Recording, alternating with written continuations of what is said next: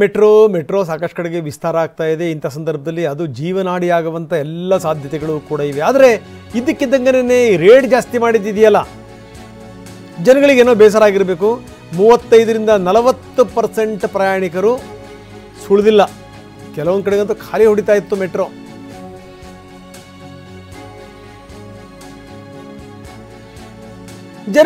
ಜನಗಳಿಗೆ ಬೇಸರ ಇದೆ. ಯಾರ್ದು ಕೈವಾಡ ಇದು? ಈ ಕೇಂದ್ರ ರಾಜ್ಯ ಸೇರ್ಕೊಂಡೇ ಈ ರೀತಿ ಮಾಡ್ತಾ ಇದ್ದಾವೆ ಅನ್ನುವಂಥ ಆರೋಪ ಅವ್ರದ್ದು. ನಾವು ತೋರಿಸ್ತಾ ಇದ್ದೀವಿ ಎಲ್ಲಿಂದ ಎಲ್ಲಿಗೆ, ಎಷ್ಟು ಕಿಲೋಮೀಟ್ರಿಂದ ಎಷ್ಟು ಕಿಲೋಮೀಟ್ರಿಗೆ ಏನೇನು ದರ ಅಂತ ನೀವು ಕೂಡ ನೋಡ್ಕೋಬೋದು. ಹಿಂದಿನ ದರ 2ರಿಂದ 4 ಕಿಲೋಮೀಟ್ರಿಗೆ 15 ರೂಪಾಯಿ ಇದ್ದರೆ ಈಗ 20 ರೂಪಾಯಿ ಕೊಡಬೇಕು. 35ರಿಂದ 40% ಜಾಸ್ತಿ ಆಗಿದೆ. 4ರಿಂದ 6 ಕಿಲೋಮೀಟ್ರ್ ಕೂಡ 25 ರೂಪಾಯಿ ಇತ್ತು ಹಿಂದಿನ ದರ, ಈಗ 30 ರೂಪಾಯಿ ಕೊಡಬೇಕು. 30 ಕಡೆ ಈ 6ರಿಂದ 8 ಕಿಲೋಮೀಟ್ರು ಹಿಂದಿನ ದರ 30 ರೂಪಾಯಿ ಇದ್ದರೆ ಈಗ 40 ರೂಪಾಯಿ ಕೊಡಬೇಕು. ನೋಡಿ, ವೈಟ್ ಫೀಲ್ಡ್ ಚಲಘಟ್ಟ 60ರಿಂದ 90 ರೂಪಾಯಿ ಕೊಡಬೇಕಾಗಿದೆ ಅಂಥ ಸ್ಥಿತಿ. ಬೇರೆ ಯಾವ ರಾಜ್ಯದಲ್ಲೂ ಕೂಡ ಇಷ್ಟೊಂದು ಏರಿಕೆ ಆಗಿಲ್ಲ. ನೀವು ಯಾಕೆ ಹಿಂಗೆ ಮಾಡ್ತಾಯಿದ್ದೀರಿ? ಯಾಕಂದರೆ ಕೇಂದ್ರದ ಅನುಮತಿ ಇಲ್ಲದೇ ಇಂಥವನ್ನೆಲ್ಲ ಮಾಡೋಕ್ಕೆ ಸಾಧ್ಯ ಇಲ್ಲ. ಕೇಂದ್ರ ರಾಜ್ಯ ಸೇರಿಕೊಂಡೇ ಇದನ್ನೆಲ್ಲವನ್ನೂ ಕೂಡ ಮಾಡ್ತಾ ಇದೆಯಾ ಅನ್ನುವಂಥದ್ದು ಜನಸಾಮಾನ್ಯರ ಪ್ರಶ್ನೆ.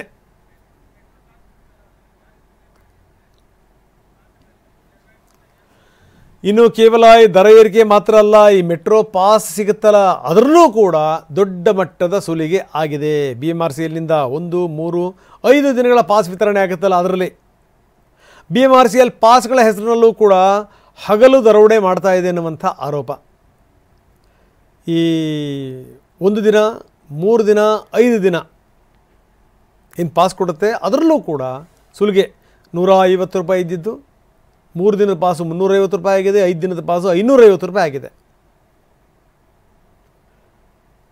ಹೀಗಾಗಿ ಪ್ರಯಾಣ ದರ ಹೆಚ್ಚಳದ ಜೊತೆಗೆ ಮೆಟ್ರೋ ಪಾಸ್ಗಳ ದರವೂ ಕೂಡ ದುಪ್ಪಟ್ಟಾಗಿದೆ.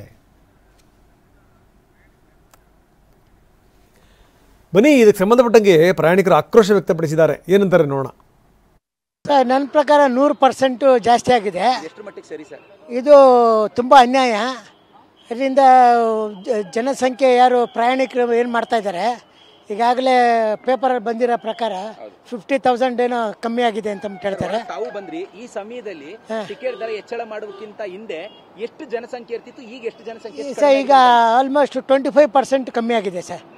ಆಮೇಲೆ ಮಧ್ಯಾಹ್ನದ ಹೊತ್ತು ಅಲ್ಲಿ ಜನನೇ ಇರಲ್ಲ, ಹಂಗಾಗಿ ಫುಲ್ಲು ಕಮ್ಮಿ ಆಗೋಗಿದೆ. ಏನು ರಿಕ್ವೆಸ್ಟ್ ಮಾಡ್ತಾರೆ ಕೇಂದ್ರ ಮತ್ತು ರಾಜ್ಯ ಸರ್ಕಾರಕ್ಕೆ ಮತ್ತು BMRCL ಏನು ಹೇಳ್ತೀರಾ ಸರ್? ಸರ್, ಇವರು ಹಿಂದೆ ಇತ್ತಲ್ಲ ದರ, ಅದಕ್ಕಿಂತ ಕಮ್ಮಿ ಮಾಡಿದ್ರೆ ಮೆಟ್ರೋ ಪ್ರಾಫಿಟ್ ಆಗ್ತಿದೆ. ಜಾಸ್ತಿ ಮಾಡೋದ್ರಿಂದ ಮೆಟ್ರೋ ಲಾಸಲ್ಲೇ ಹೋಗುತ್ತೆ ಹೊರತು ಜಾಸ್ತಿ ಆಗಲ್ಲ. ಇದರಿಂದ ಇದ್ರೆ ಸರ್ ಒಳಗಡೆ ಜನ ಅಷ್ಟು ಇದ್ದಿಲ್ಲ, ಈಗ ಮುಂಚೆ ಅಷ್ಟು ಜನ ಇಲ್ಲ. 100% ಎಷ್ಟು ಸರಿ ಸರ್? 100% ತಪ್ಪು ಇದು ಮಾಡಿರೋದು. ಇದರಿಂದ ಕಷ್ಟ ಆಗುತ್ತೆ. ವೆಹಿಕಲ್ ಮೂವ್ಮೆಂಟ್ಸು ಜಾಸ್ತಿ ಆಗ್ತೈತೆ. 2 ವೀಲರ್ಸು 4 ವೀಲರ್ಸ್ ಏನಿರ್ತಾರಲ್ಲ ಅವರೆಲ್ಲ ರೋಡ್ಗಿಳಿತಾರೆ, ಅದರಿಂದ ಎನ್ವೈರನ್ಮೆಂಟು ಪ್ರಾಬ್ಲಮ್ ಆಗುತ್ತೆ. ಇಲ್ಲಿ ಬಹಳ ಮುಖ್ಯವಾಗಿ BMRCL ನಮ್ಮ ಮೆಟ್ರೋ ಅಂತ ಇಟ್ಟಿದ್ದಾರೆ. ಅದು ಕರೆಕ್ಷನ್ ಮಾಡಬೇಕು. ನಮ್ಮ ಮೆಟ್ರೋ ಅಲ್ಲ ಅದು, ಅಂದರೆ ಜನರ ಮೆಟ್ರೋ ಅಲ್ಲ ಅದು, ಅದು ಅಧಿಕಾರಿಗಳ ಆಡಳಿತಾರೂಢ ಪಕ್ಷದ ಮೆಟ್ರೋ ಆಗಿದೆ. ಇಲ್ಲಿ BJP ಮತ್ತು ಕಾಂಗ್ರೆಸ್ಸು ಎರಡೂ ಪಕ್ಷಗಳ ಹೊಂದಾಣಿಕೆಯಿಂದ ಇದು ಮೆಟ್ರೋ ದರ ಏರಿಕೆ ಆಗಿದೆ ಹೊರತಾಗಿ ಕಾಂಗ್ರೆಸ್ ಮಾತ್ರ ಮಾಡಿರೋದು ಅಥವಾ BJP ಮಾತ್ರ ಮಾಡಿರೋದಲ್ಲ. ಎರಡೂ ಪಾರ್ಟಿಯವರು ಜನರ ಮೇಲೆ ಪ್ರಹಾರ ಮಾಡಿದ್ದಾರೆ. ಸರ್ಕಾರದ ಕೆಲಸ ದೇವರ ಕೆಲಸ ಅಂತ ಬರೀತಾರೆ. ಕರ್ನಾಟಕದ ಸ್ಥಿತಿಗತಿಗಳ ಬಗ್ಗೆ ನಾವು ಹೇಳ್ತಾ ಇದ್ವಿ. ಬೇರೆ ರಾಜ್ಯಗಳಲ್ಲಿ ಮೆಟ್ರೋ ದರ ಎಷ್ಟಿದೆ ಅದರ ವಿವರಗಳನ್ನು ನಾವೀಗ ನಿಮ್ಮ ಮುಂದೆ ಇಡ್ತಾ ಇದ್ದೀವಿ. ಅಂದರೆ ರಾಜ್ಯಕ್ಕೂ ಬೇರೆ ರಾಜ್ಯಕ್ಕೂ ಇರುವಂಥ ವ್ಯತ್ಯಾಸ ಏನು? ಕೋಲ್ಕತ್ತಾದಲ್ಲಿ 20ರಿಂದ 30 ಕಿಲೋಮೀಟ್ರ್ 25 ರೂಪಾಯಿ ಇದೆ. ಚೆನ್ನೈನಲ್ಲಿ 20ರಿಂದ 30 ಕಿಲೋಮೀಟ್ರು 50 ರೂಪಾಯಿ ಇದೆ. ದೆಹಲಿನಲ್ಲಿ 32 ಕಿಲೋಮೀಟ್ರ್ ಮೇಲ್ಪಟ್ಟು 60 ಕಿಲೋಮೀಟ್ರ್ ಇದೆ. ಇನ್ನು ಕೊಚ್ಚಿನಲ್ಲಿ 20ರಿಂದ 25 ಕಿಲೋಮೀಟ್ರ್ ಇದೆಯಲ್ಲ, ಅದು 60 ರೂಪಾಯಿ ಇದೆ. 25ಕ್ಕಿಂತ ಹೆಚ್ಚು ಕಿಲೋಮೀಟ್ರ್ ಇತ್ತು ಅಂತಂದರೆ ಅದು 90 ರೂಪಾಯಿ ಇದೆ ಬೆಂಗಳೂರಿನಲ್ಲಿ. ಆದರೆ ನೋಡಿ, ಈ ಬೆಂಗಳೂರಿಗೂ ಬೇರೆದಕ್ಕೂ ವ್ಯತ್ಯಾಸ ಏನು? ಬೆಂಗಳೂರಿನಲ್ಲಿ 25 ಕಿಲೋಮೀಟ್ರಿಗಿಂತ ಮೇಲ್ಪಟ್ಟು 90 ರೂಪಾಯಿ ಕೊಡಬೇಕು. ಆದರೆ ಕೊಚ್ಚಿನಲ್ಲಿ 20ರಿಂದ 25 ಕಿಲೋಮೀಟ್ರ್ 60, 32 ಕಿಲೋಮೀಟ್ರಿಗಿಂತ ಜಾಸ್ತಿ ಇತ್ತು ಅಂತಂದರೆ 60, ದೆಹಲಿನಲ್ಲಿ 20ರಿಂದ 30 ಕಿಲೋಮೀಟ್ರ್ ಇತ್ತು ಅಂದರೆ 50 ಈ ಥರ. ಆದರೆ ಬೆಂಗಳೂರಿನಲ್ಲಿ ಮಾತ್ರ 25 ಕಿಲೋಮೀಟ್ರಿಗಿಂತ ಮೇಲ್ಪಟ್ಟು ನೀವು 90 ರೂಪಾಯಿ ಕೊಡಬೇಕು. ಕೋಲ್ಕತ್ತಾದಲ್ಲಿ ನೋಡಿ 20ರಿಂದ 30 ಕಿಲೋಮೀಟ್ರ್ ಬರೀ 25 ರೂಪಾಯಿ.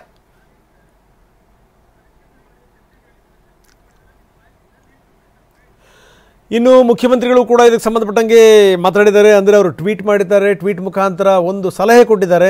ಈ ರೀತಿ ದರವನ್ನು ಜಾಸ್ತಿ ಮಾಡಬೇಡಿ, ಜನಗಳಿಗೆ ಉಪಯೋಗ ಆಗೋ ಹಾಗೆ ಮಾಡಿ ಅಂತ ಸಲಹೆ ಕೊಟ್ಟಿದ್ದಾರೆ ಮುಖ್ಯಮಂತ್ರಿಗಳು. ಬೆಂಗಳೂರು ಮೆಟ್ರೋ ಪ್ರಯಾಣ ದರ ಪರಿಷ್ಕರಣೆಯನ್ನ ಜಾರಿಗೆ ತಂದಿರುವ ರೀತಿಯಲ್ಲಿ ಕೆಲವು ವಿಭಾಗಗಳಲ್ಲಿ ದರಗಳು ದ್ವಿಗುಣಗೊಳ್ಳುವುದರೊಂದಿಗೆ ವೈಪರೀತ್ಯಗಳಿಗೆ ಕಾರಣವಾಗಿದೆ. ಈ ಸಮಸ್ಯೆಗಳನ್ನು ತುರ್ತಾಗಿ ಪರಿಹರಿಸಲು ಮತ್ತು ಹೆಚ್ಚಳ ಅಸಹಜವಾಗಿರುವಲ್ಲಿ ದರ ಕಡಿಮೆ ಮಾಡಲು ನಾನು ಬಿಎಂಆರ್ಸಿಎಲ್ನ ಎಂಡಿಯನ್ನ ಕೇಳಿದ್ದೇನೆ. ಪ್ರಯಾಣಿಕರ ಹಿತ ಕಾಪಾಡಬೇಕು. ನೋಡಪ್ಪ, we don't have any role. Karnataka ಸರ್ಕಾರ ಆಗಲಿ ನನಗಾಗಲಿ ಯಾವ ಫೈಲು ಬರೋದಿಲ್ಲ, ನನಗೆ ಯಾವುದು ರೋಲ್ ಇಲ್ಲ. ಜನದ್ದು ಬಯಕೆ ಇತ್ತು, ಅದನ್ನು ಮುಖ್ಯಮಂತ್ರಿಗಳು ಗಮನಿಸಿ ತಿಳಿಸಿದ್ದಾರೆ. ಅವರು ಅದನ್ನು ಪರಿಶೀಲನೆ ಮಾಡ್ತಾ ಇದ್ದಾರೆ.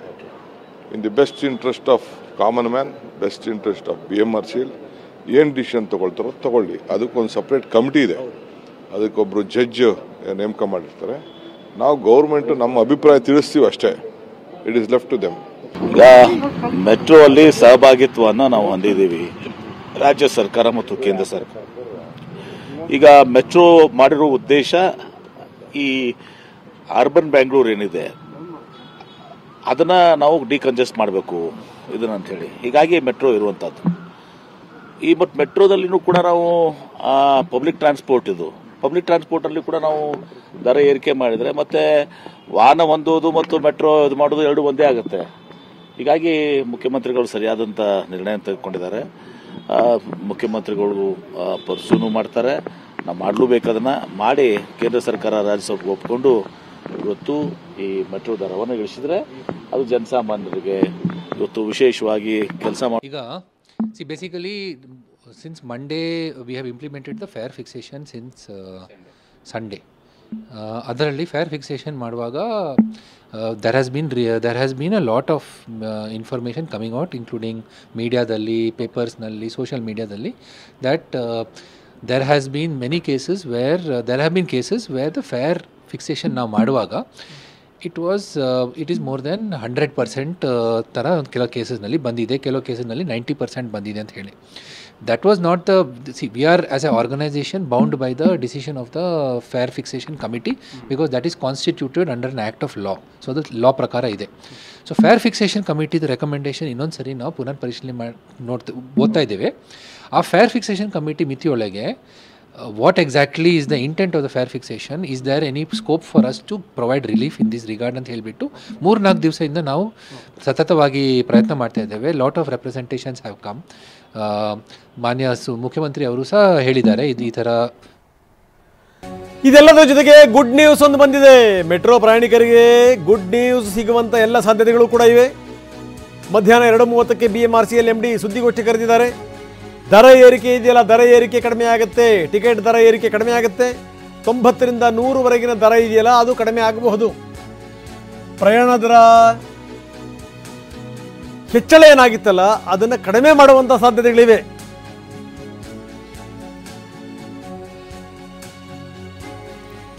ಕೆಲವೊಂದು ಕಡೆಗೆ ಜಂಪ್ ಆಗಿರುವಂಥದ್ದು ಏನಿದೆಯಲ್ಲ ಆ ಟಿಕೆಟ್ ದರ ಕಡಿಮೆ ಆಗಬಹುದು ಅನ್ನುವಂಥ ಮಾತುಗಳು ಕೂಡ ಕೇಳಿಬರ್ತಾ ಇವೆ.